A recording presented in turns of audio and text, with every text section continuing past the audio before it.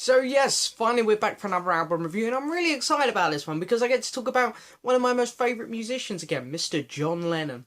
The only problem is when you're talking about this album is you also have to talk about Yoko Ono.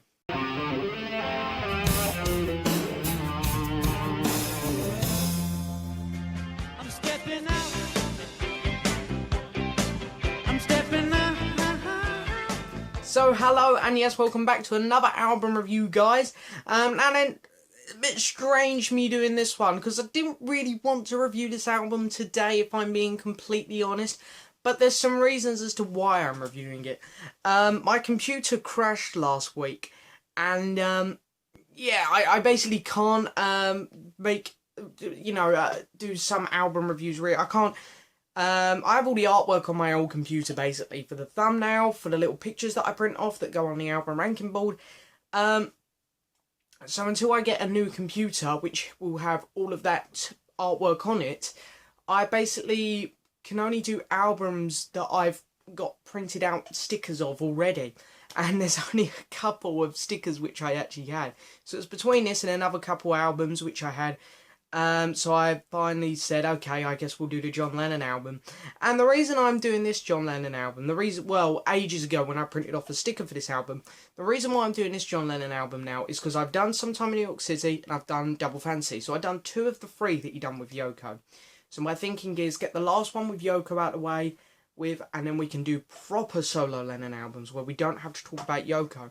So this will be the last time I'm talking about Yoko Ono here on my channel, which in a way is a good thing. I've enjoyed talking about Yoko. You know, the thing is, I say this I said this at the start of both my other videos. When I done Sometime in New York City, I generally really don't like Yoko on that album, so I was very negative towards her on that album.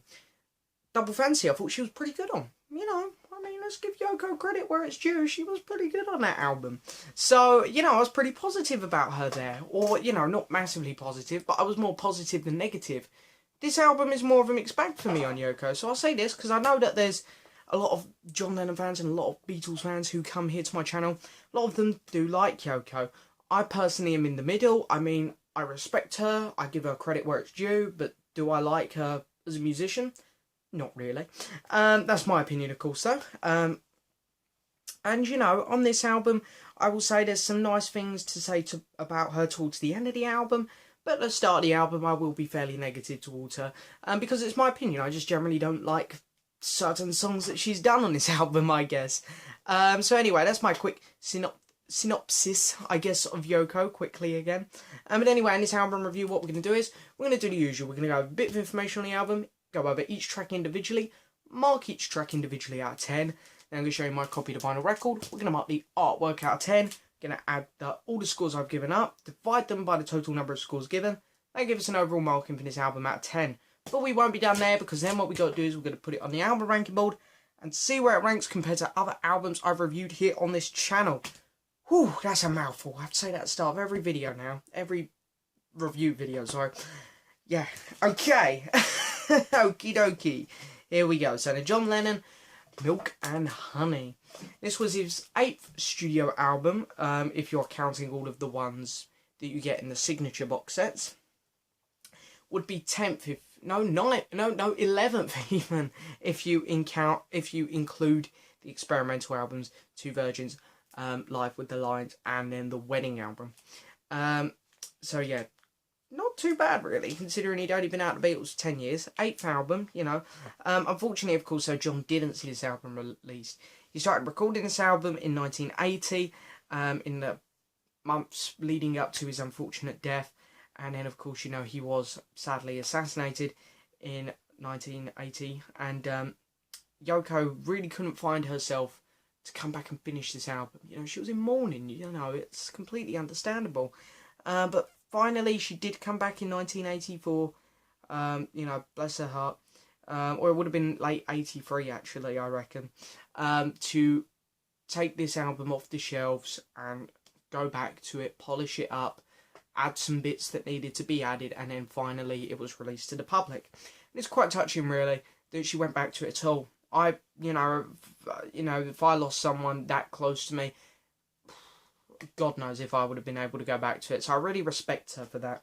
She went back to it, she put it out, God bless her for doing that. And it was released on the 9th of January 1984. Hit number 3 in the UK, which is a very good number for this album. And hit 11 in the US. So, pretty good scores all around there. It done well for itself. Yoko has said that the title, Milk and Honey, two kind of meanings towards this album. One being that that's kind of how she looked at it, or her and John both looked at it from them coming from the UK to the US.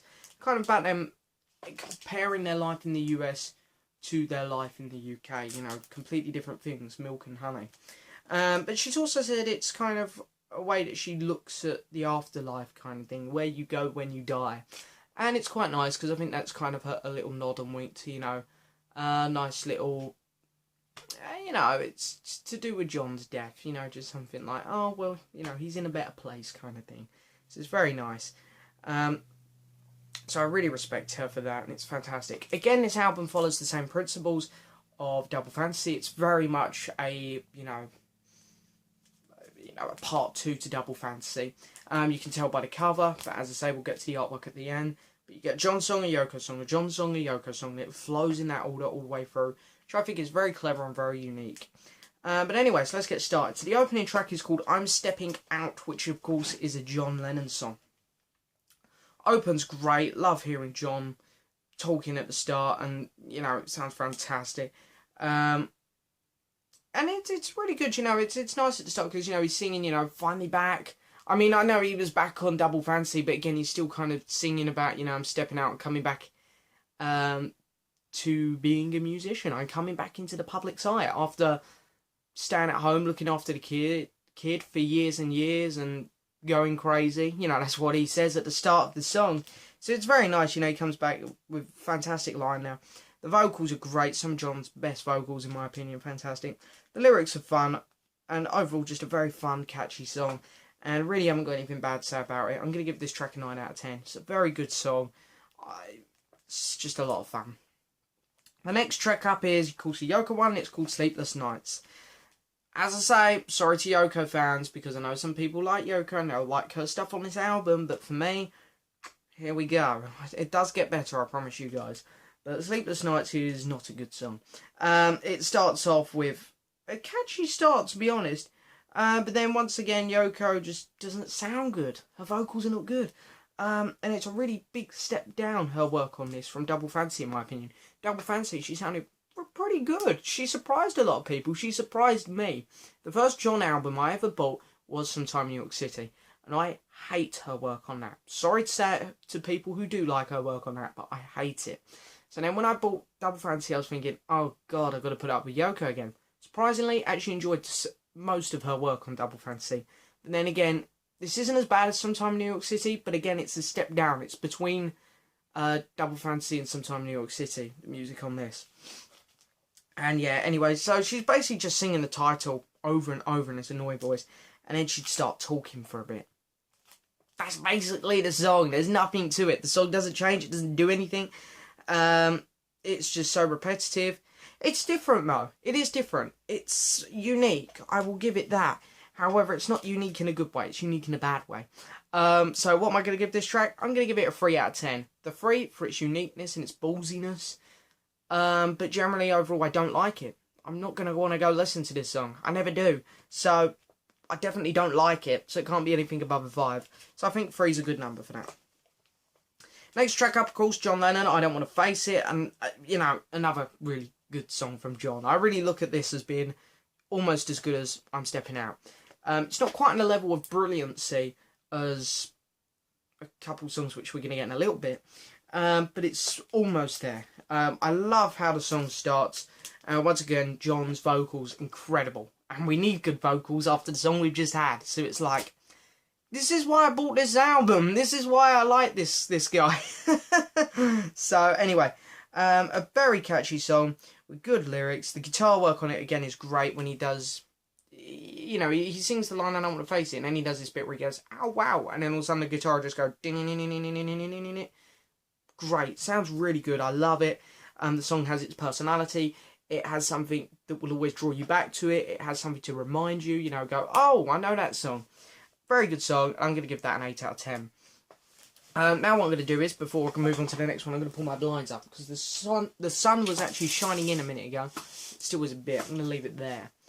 And yeah, it's making the lighting all weird. It's a weird time of day. I'm filming this one in the afternoon, so the sun's setting and the lighting doesn't know what to do. So I apologise. But anyway, next track, of course, Yoko Ono. Don't be scared. Oh, it gets worse. It gets worse. Yeah, I do think this is worse than Sleepless Nights. A much slower track, which we do kind of need at this point. So when it starts off, you do generally feel a bit like, oh, nice, a nice slow one. Let's see if Yoko can actually perform well on it. Because it's a great time for a slow track. But anyway, just like Sleepless Nights, the song really doesn't do anything to start with. John's ones are built so well. They have little guitar moments, they build up to the chorus. John does a lot of quirky things in it. Yoko just seems to sing a few lines and then put it on repeat, and then the song's done. So anyway, you know, she tries to do something new with her voice again here, which I respect. I applaud her for trying some new things. Experimentation, you gotta do it. I admire her for it. Does it sound good though? No, not really. You know, vocal wise, just not good. Song itself is pretty boring. Vocal wise is just crap. So yeah, 2 out of 10. Next track up, Nobody Told Me. Here we go. Now, there are 2 tracks on this album which I've grown up with. My dad always had. Hang on, I've got the actual copy down here. Lennon Legend. This was his CD, which he would play in the car all the time when I was young. Grown up with every track on here. I love every track on here. Every track on here is pretty much 10 out of 10 for me. And Nobody Told Me and Borrowed Time, of course, are on this. So there's a little bit of biasness in me, but I generally do feel that this track deserves a 10. So there we go, it gets a 10. The song was actually originally meant for Ringo Starr's Stop Smelling Roses album. That album probably needed it, in all honesty. It's not a very good album, really. So, in a way, I feel a bit bad for Ringo, because I think that song could have done well for him on that album. But at the same time, it's like, John's singing it, and he sings it so well. His vocals were meant for this song. You know, it's just a great song. I love the lyrics on it. You know, there's so much you can go into about the lyrics here. You know, all the meanings behind it and whatnot. And there's a lot of cool stuff on there, but I don't want to get into that because I don't want the video to be too long. Put my lamp on, maybe that'll help the lighting. Not really. Sorry, I'm getting distracted. It's a great song overall, though. Just love it. John's vocals are just incredible. It's an incredible song. 10 out of 10. Then we get Oh Sanity. Yoko Ono. Yoko Ono. Oh no, Yoko Ono. Another slower track and a bit of a better track, really, for Yoko. Again, the lyrics are just weird. Not a great song. It's very messy, really, but it's better than Don't Be Scared. I'll give it a 3. Okay, next side, Borrowed Time. This is where things get interesting again. Growing up with this one, again, there's a bit of biasness in me, but I love this song. It's a great song. It's another 10, I'll say that. I love the build-up to the actual chorus. It's fantastic, you know. John's vocals are just incredible, and, you know, he's singing with an acoustic. And all of a sudden you'll hear the bass come in, and the bass is great. And all of a sudden you get a little bit further on into the song. Bongos are kicking. You can feel it's building up something. And all of a sudden you'll hear the drums just go do-do, do-do, do-do. And then he'll sing the lines, Living on Borrowed Time. Incredible. The build-up is great. The build-up to the chorus is so fantastic. I'm going to open these blinds completely now. Yeah, so the build-up is fantastic. And the chorus is so good that when we get to the build-up, it is worth it. It's worth the build-up. There's nothing worse than when you get a song that builds up to a chorus and then the chorus is just kind of crap. Chorus is great, so it builds up and it's fantastic. It works brilliantly. And then we get Your Hands. And I promise you guys, I know I keep saying I'm going to get positive about Yoko, and I do on the last 2 tracks. So this is the last time I'm going to be negative on Yoko. Your Hands might possibly be one of the worst songs I've ever heard in my entire life. Awful song. Awful. sorry to Yoko fans, I know some people are going to like it, some people are going to be like, oh, come on, how can you keep slating Yoko? I keep slating Yoko because this is an awful song. This is not a good song. I'm sorry, I really am. I just don't like this song, and my reviews are me being honest. I know that people out there in the BC are going to comment on this video and try and persuade me to like Yoko, and I say, I don't mind Yoko, I don't mind her.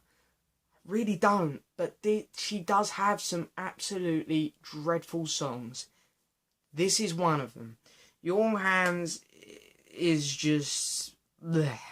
I don't know what she's singing about in a foreign language. I don't even know if she's actually singing in a foreign language. She might just be wailing a load of crap for all I know. I don't care. And then she'll talk about what she's singing in the other language. It makes no sense. It makes no sense. Number one, why do we want to hear her singing in whatever she's singing in, and then her just to tell us it's a song? Sing the lines in English.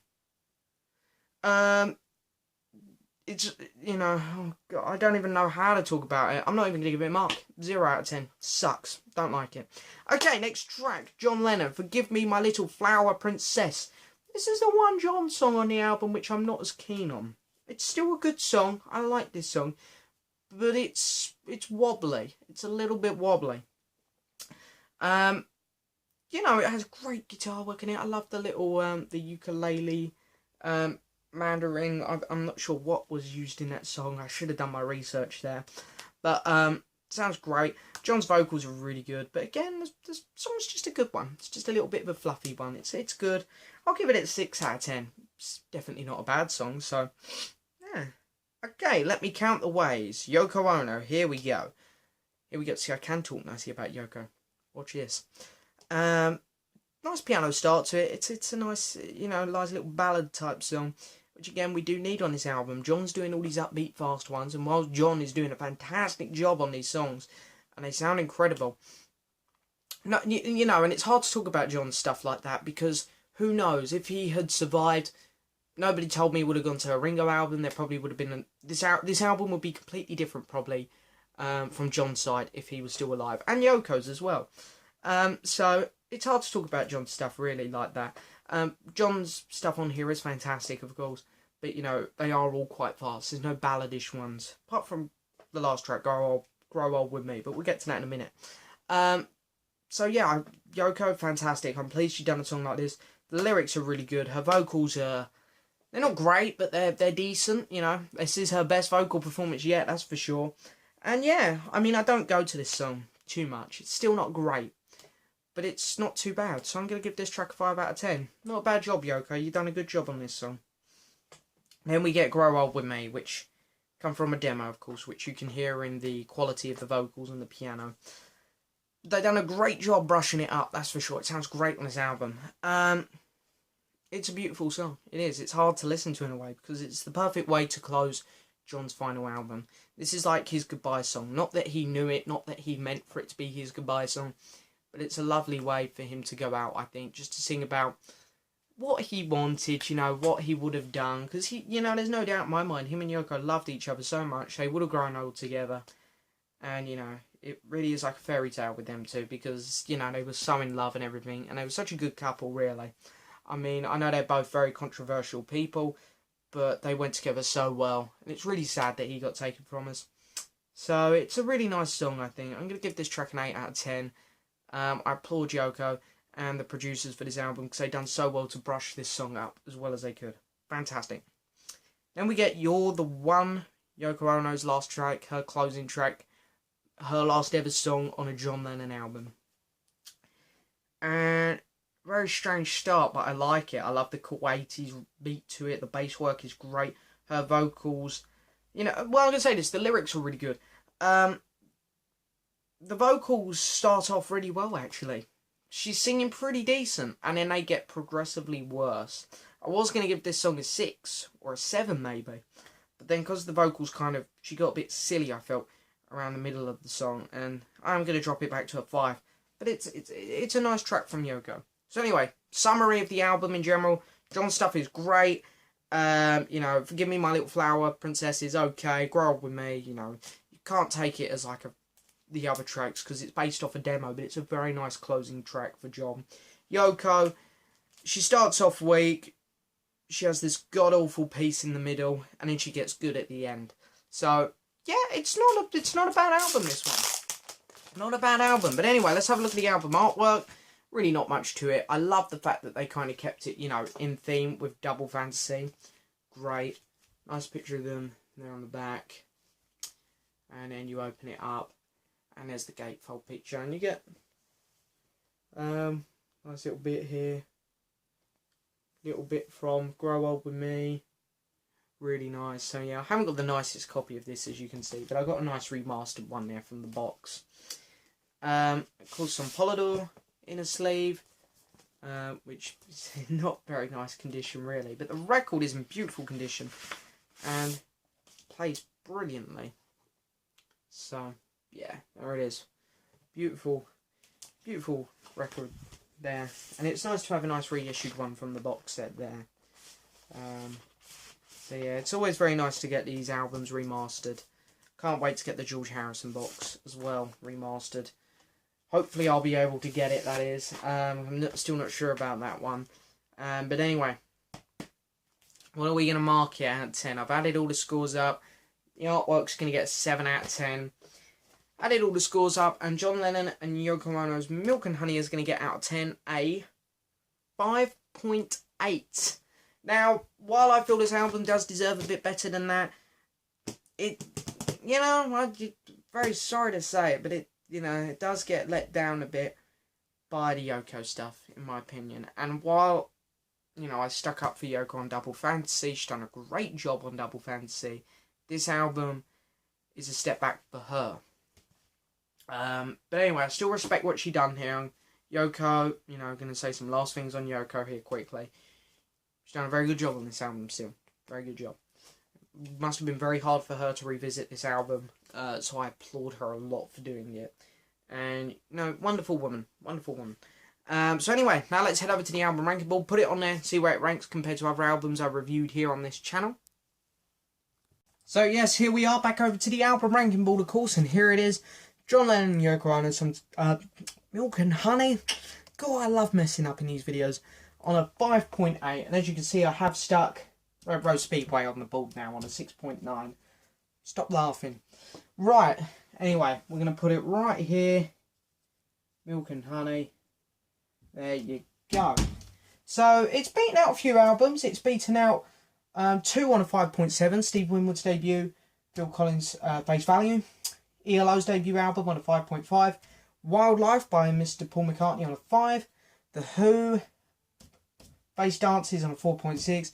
And there's the other John and Yoko album, Sometime in New York City on a 3.6. And Fleetwood Mac's Behind the Mask on a 3.5. Let's have a look at what's beating it though. We'll only look at solo Beatles stuff. 33 and a Third, 6.3. Red Rose Speedway, 6.9. McCartney on a 7. Double Fantasy on a 7.2. Ram on an 8.8. And All Things Must Pass on a 9.3. So, yeah, not a great spot, but not too bad at the same time. So, yes, that's it for this video, guys. I hope you've enjoyed it. And that is all of my John Lennon and Yoko Ono albums done now. We can move on to some proper solo John stuff now, which is definitely more my cup of tea. So who knows what one we'll come back with next? Maybe Walls and Bridges, maybe Mind Games, maybe Double Fans, maybe Plastic Ono Band. That's the one I was going to say. But anyway, thank you guys so much for watching. I hope you've enjoyed this video. Please hit the subscribe button, like the video, and leave a message. And I'll see you guys next time for another video. If it don't